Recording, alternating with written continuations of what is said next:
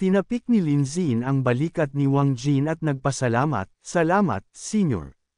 Sabay lakad palayo. Napakunot noo na lang si Wang Jin dahil sa biglaang pasasalamat ni Lin Xin.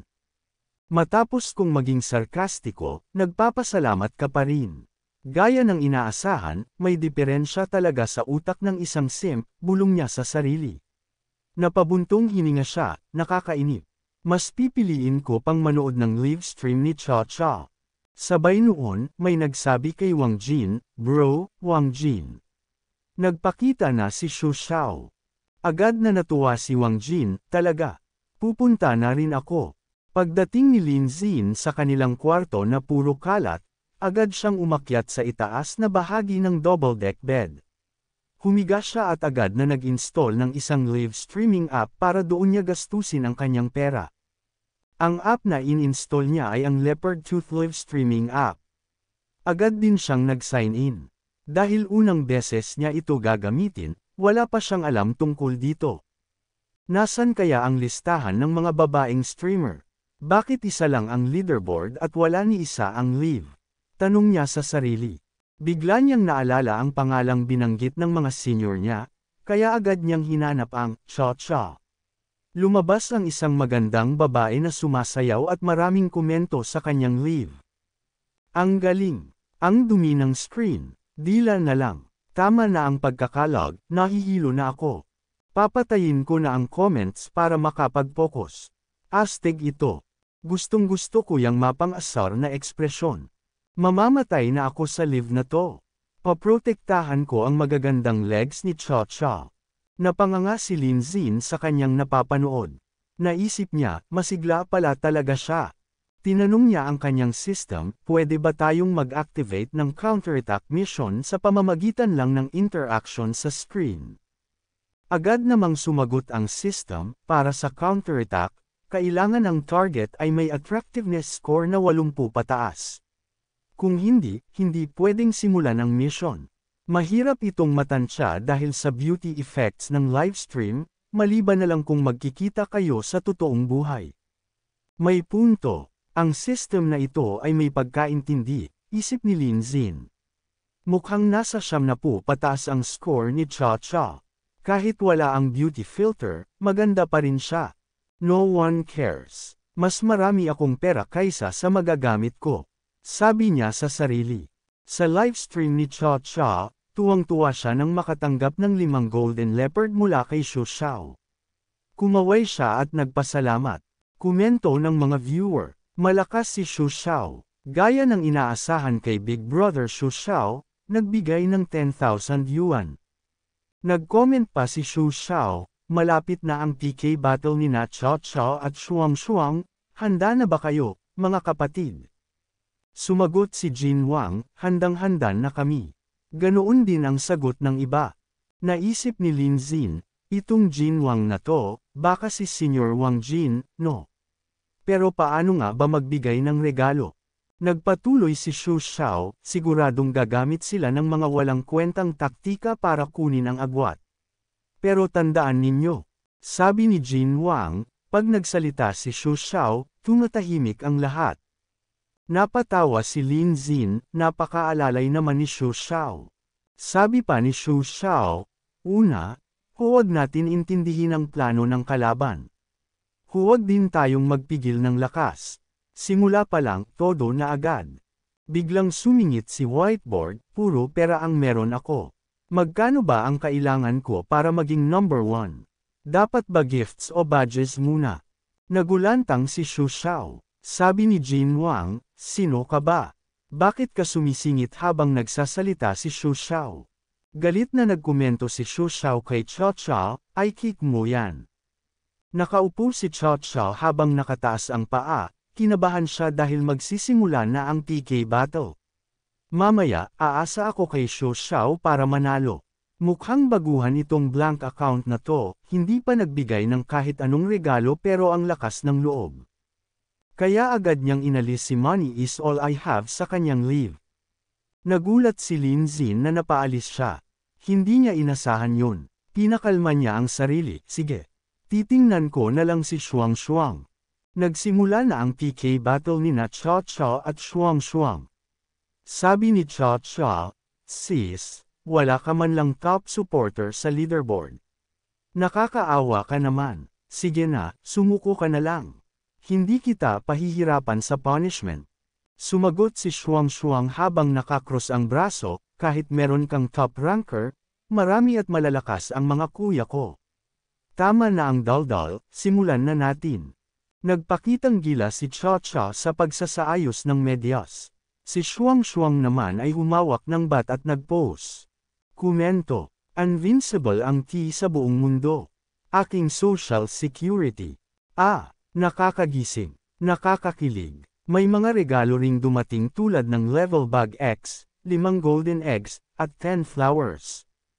Nagpalit sila ng props. Si Cha Cha ay uminom ng gatas at tumulo ito sa dibdib niya. Si Shuang Shuang ay gumamit ng water gun. Mga komento, malapit nang matapos ang first phase, todo na. Siyempre, gatas ang killer trick ni Cha Cha. Lumayo bigla ang score. Umaawit lang si Shuang Shuang, di naman impressive. TK score, Cha Cha 586,000, Shuang Shuang 221,000. Komento, "Tara na guys. Padala tayo ng regalo kay Shuang Shuang." Pero sabi ni Jin Wang, "Tigilan nyo na. Tanggapin nyo na ang punishment dance." Hindi nagpatalo ang mga supporters ni Shuang Shuang. "Shuang Shuang, sayaw na. Huwag ka matakot. Mangungutang muna ako.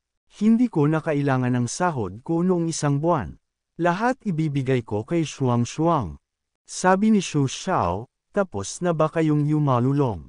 Sayaw na, huwag sayangin ang oras." Kaya nagsayaw na si Shuang Shuang. Comments, "Bilasan mo, huwag kang patumpik-tumpik. Yabang mo kanina ha, huwag kang magpabe. Tawagin mo akong lolo at pakinggan ko." Biglang nagulat si Shuang Shuang nang makatanggap siya ng Golden Dragon mula kay Money is All I Have. Napatanong si Xu Xiao, "Sino? Sino ang nagpadala ng 15,000 yuan na Golden Dragon?" Masayang nagpasalamat si Shuang Shuang, "Salamat Brother Chen sa Golden Dragon." Si Cha Cha, napalapit sa cellphone niya. "Money is all I have, hindi ba ito yung tinanggal ko kanina?" Samantala, nanunood si Lin Xin at iniisip, "Finally, nakita ko ang pinakamahal na gift dito. Ito na lang lagi kong ipapadala. Hindi ko akalaing kayang i-top up ng system card sa livestream. Nasa akin ang pera, oras ko na para magpasikat." Sunod-sunod siyang nagpadala ng Golden Dragon, 5, 10, 20. Nagtaka ang mga viewer, sino ang big shot na to? Score, Shuang Shuang 521,000, Cha Cha 586,000. Halos malimutan ni Shuang Shuang ang sarili. Nilapitan niya ang phone niya. "Wait, money is all I have. Brother Chen, sayang ang Golden Dragons ngayon. Maghintay tayo sa siege battle kung kailan doble ang points." Pero nag-comment si Xu Xiao, "Naalala ko na. Hindi ba ikaw yung newbie na tinanggal ni Cha Cha?"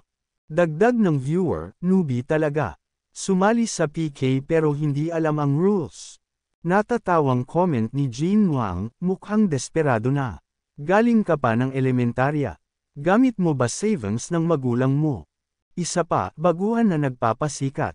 Isa pa, late ka na para magsisi, little bro." Pero tuloy-tuloy si Lin Xin sa pagpapadala, 80, 120, 160, 200, 240. Nagulat si Xu Xiao at Wang Jin. Hindi sila makapaniwala. Ngiting-ngiti si Lin Xin habang patuloy sa pagpapadala. 420, 500, 580, 640, 780, 860, 1280, 1,600 Golden Dragons. Nanginginig si Xu Xiao, "Isang taon na akong nanunood kay Cha Cha, at 3 million lang ang nakuha niya, pero siya. Hindi na makatayo si Cha Cha sa kinauupuan niya. Ang natanggap ni Shuang Shuang na Golden Dragons, 1,600. Katumbas ng 24 million yuan. Masayang nagpapasalamat si Shuang habang masigla siyang sumasayaw suot ang kanyang cat costume. Nakangiti niyang sinabi, "Salamat, Brother Chen. Salamat sa mga Golden Dragons mula kay Brother Chen." Habang nagsasayaw siya, bumuhos ang mga komento ng mga nanunood. "Sino yung tinawag na little brother? Ikaw ba yun, anak? Nakick out ba si Brother Chen mula sa kabilang panig? Siguradong pinagsisisihan na nila ngayon. May point pa ba na lumaban ang kabilang side? Wala rin namang saysay. Kailangan pa ba nating sundin ang TK rules? Kailangan pa ba ng siege? Kahit gaano pa kagaling, walang panama sa galawan ni Mr. Chen, isang move lang, ibuhos ang yaman. Ang galing mo, Mr. Chen." Pagkatapos noon, humarap si Shuang kay Cha na nakaupo pa rin, sabay sabing nakangiti. "Bakit ka pa nakaupo dyan, Sister Cha? Nahihi ka ba sa takot? Kahit oo, tumayo ka na agad at tanggapin ang parusa mo." Giant swing, bendang, twisting, split jumps, buong set ha. Nag-ipon muna ng lakas ng loob si Cha, saka sinimulan ang kanyang parusa. Habang gumagalaw, paulit-ulit niyang sinasabi, "Brother Chen, Mr. Chen, pasensya na po. Hindi ko na sana dapat sinipa ka kanina." Muling bumuhos ang mga komento ng mga manunood. "Talon pa, mas malakas pa. Oy, buhay pa ba yung top player sa kabilang team? Anong Shu Xiao? Dapat tawagin na lang na loser Xiao. Mabuhay si Mr. Chen. Ang galing talaga." Habang patuloy ang pagsasagawa ni Cha ng kanyang parusa, naiinis siya sa sarili. "Grabe, nakakainis. Kung hindi lang dahil kay Shu Xiao, sana sakin napunta ang 1600 Golden Dragons na yun." Habang siya'y patuloy sa pagsasayaw at pagpapakumbaba, hindi rin tumigil ang mga komentong bumabagsak. "Hindi pa kaya, ituloy mo pa, nagpapahinga ka, dagdagan ng 2 minuto." Sa gitna ng mainit na laban, biglang lumitaw ang system app. "Money is all I have." Level, 27 title, King. 3 pagpipilian. 1. Sip-in palabas si Shu Xiao sa room. 2. Kusang lumabas si Shu Xiao. 3. Si Shu Xiao mismo ang umatake sa city. Mayroon kang 20 segundo upang pumili.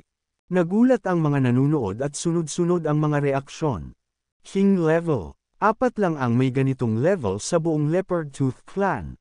Ang yabang. Pero ganito talaga ang estilo ng isang hari. Mali ka dyan. Hindi lang estilo ng hari yan, estilo ni Mr. Chen yan. Kitang-kita ang pagiging hari ni Mr. Chen sa Leopard Tooth livestream, habang patuloy ang labanan ng PK scores. Hindi na naka-recover si Cha dahil sobrang layo na ng score. 24,221,000 kay Shuang at 586,000 lang kay Cha. Maya-maya, may abiso mula sa system app. System message, level 24 Jade Shu Xiao has left the live room. Nagulat ang lahat, hindi nila inakala na kusa palang aalis si Shu Xiao. Isang PK battle lang, ngunit sumikat agad si Mr. Chen. At doon na natapos ang PK battle ng dalawa. The PK is over. The winner is, ecstatic. Nagbigay agad ng finger heart si Shuang sa mga manunood at commendat bilang pasasalamat. Masaya niyang sinabi, "Salamat, Brother Chen. Salamat sa pagtulong mo para manalo ako sa PK na ito. Thank you." Habang masarap pa rin ang pagkakahiga ni Lin Xin, biglang tumunog ng sunod-sunod ang kanyang cellphone. Pagbukas niya ng app, nakita niya ang higit 79 na likes, comments, followers, at notifications. Marami rin siyang natanggap na mensahe mula kina Jin Wang, Shuang at Cha. Mensahe ni Jin Wang, "Mr. Chen, taos puso akong humihingi ng tawad. Ako'y nabulag at nil-8 kita noon. Pwede ba tayong maging magkaibigan? O baka kailangan mo ng little brother?" Mensahe ni Shuang, "Brother Chen, sobra ang pasasalamat ko sa iyo. Hindi ko na alam kung paano ako makakabawi. Pwede ba kitang i-add sa VX? Number ko, 152-4X. Mensahe ni Cha Cha. Brother Chen, paalisan ko na sana si Xiao Xiao pero naunahan niya ako at siya na ang kusang umalis.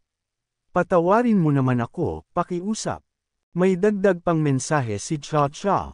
Brother Chen, nasa Yanjiang City ka raw ayon sa profile mo. Ang sakto naman, pupunta ako roon bukas para sa isang photoshoot. Pwede ba tayong mag-dinner bilang paghingi ng tawad? Pagkatapos ng lahat, makikita si Cha Cha na pagod at bagsak sa sofa. Sa isip niya, ang matalo sa PK, hindi naman masakit. Sa hitsura at katawan, mas maganda pa nga ako kaysa kay Shuang Shuang. Kapag nakipag-connect lang ako kay Mr. Chen sa totoong buhay, hindi ba't baka sa akin na siya gumastos next time? Samantala, si Lin Xin ay nag-isip tungkol sa kanyang task. Nako, ang galing. Kanina pa ako nag-aalala sa kakulangan ng tasks at sa cashback. Pero ito, parang jackpot sa tamang oras. Agad siyang nag-reply kay Cha Cha. Oo, tumili sa tuwa si Cha Cha nang mabasa ang sagot ni Lin Xin. Sa sobrang saya, hinalikan pa niya ang cellphone niya. Mabilis siyang nag-type ng reply. Magkita na lang tayo bukas, Brother Chen. Sobrang excited na ako. Sumikat ang araw ng maaliwalas, at matapos ang isang mahimbing at mapayapang gabi, nagising si Lin Xin na may ngiti sa kanyang labi. Nagunat siya at napabuntong hininga. Matagal-tagal na rin mula nang magkaroon ako ng ganitong kasarap na tulog, bulong niya sa sarili habang bumabangon. Tumunog ang kanyang cellphone, may bagong mensahe. Sa kabilang bahagi ng silid, gising na rin ang kanyang mga ka-roommate, sabay-sabay na nag-iinat at naghihikab. Tinawag siya ng isa niyang kaibigan na may suot na salamin, Lin Xin, Terion at mag-agahan tayo. Ngunit ngumiti lamang si Lin Xin at tumanggi, mauna na kayo.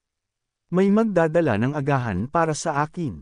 Nagkatinginan ng kanyang mga kaibigan, halatang hindi makapaniwala.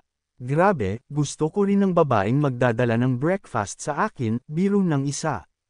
Napatingin silang lahat kay Lin Xin, hindi makapaniwala na parang walang nangyari kahit iniwan siya ni Liu Yiking kahapon, matapos ang 3 taong panliligaw. Imposible, 3 taon niya yung niligawan, bulong ng isa. Imbitahan na lang natin siya mamayang gabi para uminom. Baka doon siya umiyak. Samantala, sa labas ng dormitoryo ng mga babae, nagsisiksikan ng isang grupo ng mga kalalakihang nakaitim.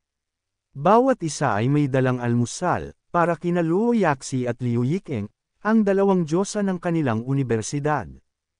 Nagdadala rin kayo ng breakfast. Sa akin to para kay Liu Yiking. Ako naman para kay Luo Yaxi. May mga nakakita rin ng viral post ni Liu Yiking kagabi, single na raw siya at tila nasa maselang emosyonal na estado. Kung mayayakap ko lang siya ngayon, bulong ng isa. Isa pang lalaki ang nagsabing nararamdaman daw ni Luo Yaxi ang kanyang presensya, kaya para sa kanya raw ito. Parehong nag-post ng makahulugang mensahe ang 2 babae kagabi. Si Liu Yiking ay nagbahagi ng bukas ay panibagong simula, habang si Luo Yaxi naman ay, minsan, ang taong hinahanap mo, nasa likod mo lang pala. Halatang may tinutukoy silang iisang tao, si Lin Xin. Habang nagkakagulo ang mga lalaki, dumating si Wang Jin na agad kumuha ng atensyon. How are you guys any different from simps? Tingnan niyo si Lin Xin, simp din yan. Anong napala niya? Sino si Lin Xin? Tanong ng isang lalaki. Siya yung lalaking 3 taon niligawan si Liu Yiking, sagot ng isa. Isang lalaki naman ang pamuna, di ba ikaw rin, senyor, nagdadala ng breakfast kay Luo Yaxi? Ngumiti si Wang Jin at itinaas ang dalang pagkain. Breakfast ba yang mga yan? Sa akin, imported from French restaurant sa Lids, milk cup light sweet local macarons, tig 600 yuan bawat isa. Grabe, ang mahal, sigaw ng isa. You have no idea, sagot ni Wang Jin. Kapag babae ang gusto mo, huwag kang magtipid. Dozen yuan araw-araw. Kahit 1 taon mo pa siyang pakainin, ship ka pa rin sa kanya. Pero kung daan-daan kada araw, 1 linggo lang, akin na siya. Eksaktong pagbaba ni na Liu Yiking at Luo Yaxi mula sa hagdanan, magkasamang nagtatawanan, ay sabay-sabay na inabot ng mga lalaki ang kanilang mga almusal. Lumapit si Wang Jin kay Luo Yaxi. Shi, mas gumanda ka pa ngayon. Ito ang breakfast ko para sayo. Tinanggap ito ng dalawang dalaga. Pagkatapos tanggapin ni Luo Yaxi ang pagkain, ngumiti siya, it's been sent out. Pagkatapos noon, dumaan si Lin Xin kasama ang kanyang mga kaibigan. Napansin sila ni Wang Jin at tinawag siya. Lin Xin, little bro. Kakadating mo lang. Kahapon iniwan ka ni Liu Yiking pero 3 taon ka naman nagtiyaga. Maliit na bagay lang yun. Ninas ang mga kaibigan ni Lin Xin sa asal ni Wang Jin. Panlalait pa ng isa, naka-order na ng takeout si Cheng Cheng. Ngunit sa gulat ng lahat, lumapit si Luo Yaxi kay Lin Xin at iniabot ang breakfast ni Wang Jin. Lin Xin, hindi ka pa kumakain, di ba? Hindi pa. Hindi ba ikaw yung nag-text sa akin kaninang umaga para ilibre ako sa agahan? Sagot ni Lin Xin. Nagkatinginan at naguluhan ang mga kaibigan niya. Hindi sila makapaniwala. Hindi lang basta babae ang nagdala ng pagkain, kundi ang pinakasikat sa buong unibersidad. Sa gilid, parang naging bato ang ibang mga lalaki sa kanilang nakita, hindi rin sila makapaniwala sa kanilang nakikita. Napatingin si Liu Yiking, at hindi niya kinaya ang nakita. Agad na dumating ang takeout na in-order niya. Lumapit si Luo Yaxi kay Lin Xin na may pang-aakit. Sinabi niya dito, Lin Xin, subukan mo itong milk cup light sweet low cal macaron. Itong breakfast na ito ay nanggaling pa sa French restaurants. Sa oras na din yun, biglang nadagdagan ng 7% ang favorability ni Luo Yaxi sa kanya. Nagulat si Lin Xin sa kanyang nakita, hindi siya makapaniwala na tumaas na lang bigla ang favorability ni Luo Yaxi sa kanya, nagbigay lang naman ito ng breakfast. Lumapit na rin sa kanya si Liu Yiking, Lin Xin, ito ang pastry breakfast set na espesyal kong binili para sayo. Worth 368 yuan. Sorry sa nangyari kahapon. Pwede bang bumawi ako? Naguluhan si Lin Xin. Hindi niya maintindihan kung bakit bigla na lang ganito ang inaasal ng dalawang babae. Alam kong pinaghirapan mong dalhan ako ng pagkain araw-araw sa loob ng 3 taon. Talagang na-touch ako. Nagpakatanga lang ako noon. Patawarin mo naman ako. Tahimik si Lin Xin pero sa loob niya, same old trick. Tuwing susuko na ako, bigla ka na namang lalapit.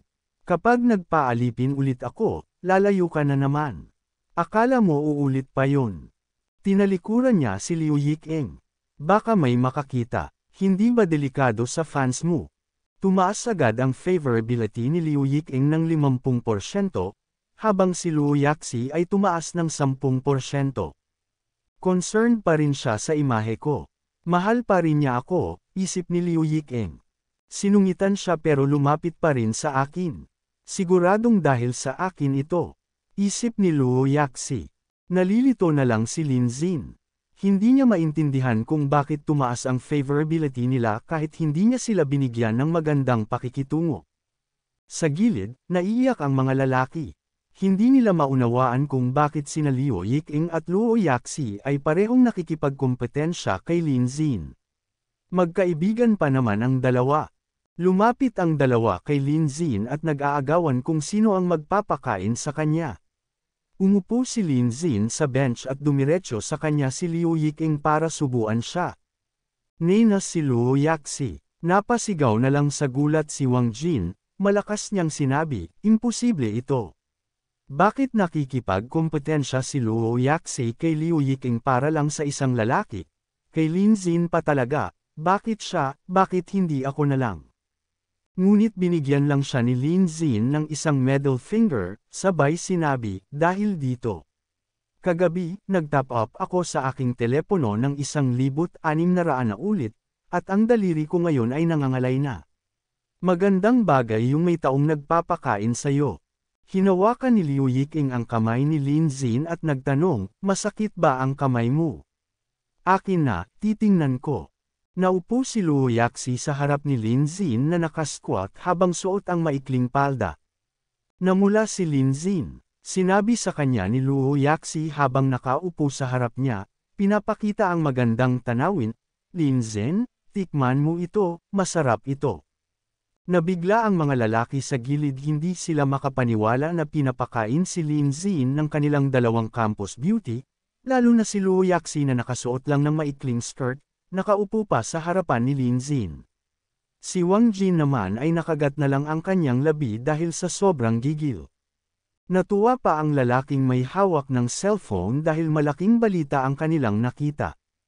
Masayang nagtanong si Luo Yaxi kay Lin Xin, kamusta naman ito? Habang nilalasap ang lasa pati na ang tanawin, sinabi niya, masarap tong macarons pero hindi ko masyadong gusto ang kulay na bright red. Naguluhan si Luo Yaxi, bright red, pink ito, ngunit maya-maya, natawa siya at humawak sa braso ni Lin Xin. Papalitan ko na ang kulay sa susunod, bulong niya sa tainga ni Lin Xin. Sa gilid, namutla na si Wang Jin. Nang marinig ang usapan, lumabas ang dugo sa bibig niya. Agad sumigaw ang kasamahan ni Wang Jin na lalaki para tumawag ng medic. Dumating ang mga medic at agad siyang dinala. Samantala, patuloy pa rin ang sweet moment ni Lin Xin, Liu Yikeng, at Luo Yaxi, na para bang walang ibang tao sa paligid. Agad na nag-viral ang litrato ng tatlo sa social media. Nakalagay sa caption ng post, ang ganda ng language major at ang kanyang best friend, sabay na nagsisilbi ng agahan kay Lin Xin. Sa comment section, hindi mapakali ang mga netizen. Hindi ito totoo, mukhang edited lang yan, ani ng isa. Grabe, parang gawa-gawa lang. Sino namang papakain sa lalaki ng ganyan? Dagdag pa ng isa. Ngunit may isang netizen ang nagsabi, nandun ako mismo sa lugar na yon. Totoo yan, walang edit. Totoong pinagsisilbihan si Lin Xin ng dalawang magagandang babae. Biglang uminit pa lalo ang diskusyon. Sa kabilang post, tungkol naman sa sikat na livestream app na Leopard Tooth, makikita ang headline. Leopard Tooth Livestream, tumanggap ng 24 na milyon gifts mula sa Mysterious Big Brother sa PK Battle. Sa comment section, kabi-kabila ang reaksyon. Wait lang, narinig nyo na ba ang balita kagabi? Yung Mysterious Big Brother raw na nagbigay ng 1,600 Golden Dragon kay Shuang Shuang, baka si Lin Xin yun. Halatang nakikisakay lang si Lin Xin sa kasikatan. Gumagawa pa ng persona na parang mayamang second gen. Para lang may dahilan kung bakit pinapakain siya ng mga babae. Di wow, since kailan pa naging normal ang dalawang babae na sabay nagpapakain sa isang lalaki? Wala ka talagang alam. Kapag ang isang diyosa nagsimulang magpakita ng motibo, iba na yan. At ang siguradong nakakaalam niyan, si Lin Xin mismo. Habang abala pa ang mga netizen, may dumating na balita sa mga kaibigan ni Lin Xin. Hoy, bold Lin, sigaw ng kaibigang may salamin. Nasa department bulletin board ka na. Papunta na rito ang mga taga-journalism department para i-interview ka. Dahil sa gulat, naibuga ni Lin Xin ang macaron na isinubo sa kanya ni Luo Yaxi. Walang sabi-sabi, tumakbo siya palayo sa kanilang dalawa. Tinangka pa siyang habulin ni Liu Yikeng at Luo Yaxi, pero mabilis na nakalayo si Lin Xin. Tumitig ng seryoso si Luo Yaxi kay Liu Yikeng. Si Lin Xin ay matagal ng low-key na rich second generation. Ayaw niya talaga ng atensyon. Dahil sa kaguluhan na ginawa mo, ninas tuloy siya. Napataas ang kilay ni Liu Yikeng. Kung hindi mo lang pinagalit si Wang Jingqi ng sobra hanggang sa masamid at halos maduwal sa inis, edi sana walang ganitong gulo ngayon. Nagtago si Lin Xin. Sa kabilang dako, narating na ni Lin Xin ang isang madilim na sulok malapit sa gilid ng campus. Siguro hindi pa ako nasusundan ng mga taga-journalism department, bulong niya sa sarili habang hinihingal. Bigla namang tumunog ang kanyang cellphone. Kinuha niya ito mula sa bulsa, at nabasa ang mensahe mula kay Chacha, isang flirtatious streamer na naka-selfie habang kumakain ng ice cream na tumutulo sa kanyang dibdib. Brother Chen, bababa ako mamayang 7:30 PM sa Yanjiang City Airport. Sunduin mo ako, ha? Napangiti si Lin Xin. Parating na ang ATM ko. Hindi na siya makapaghintay na makita ito.